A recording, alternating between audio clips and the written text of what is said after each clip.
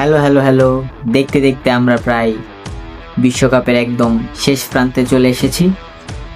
Quarter final, semifinal, final আর মাত্র 3টি ধাপ বাকি। এর পরবর্তীতেই আমরা জেনে যাব কে হতে যাচ্ছে 2026 সালের বিশ্ব champion. Round of 32, round of 16, এর ধারাবাহিকতায় রাউন্ড অফ 8-এও আমি আমার প্রেডিকশন ড্রপ করতে যাচ্ছি। আসুন শুরু করে ফেলি আজকের প্রেডিকশনটা। তার আগে একটা কথা বলে নেই, রাউন্ড অফ 16-তে আমার 4টা প্রেডিকশন মিলেছিল 8টার ভেতরে।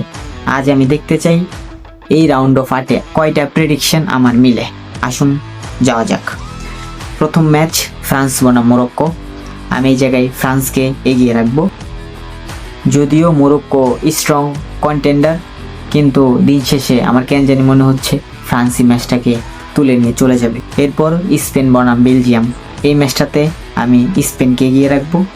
নরওয়ে বনাম ইংল্যান্ডের জন্য টাফ একটা ম্যাচ হবে, তবু আমি ইংল্যান্ডকে ধরে রাখতে পারি সেমিফাইনালিস্ট হিসেবে।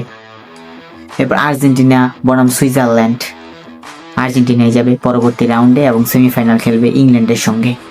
তো এই ছিল মাত্র 1, 2, 3, 4টা ম্যাচের প্রেডিকশন দিয়ে দিলাম জটফট।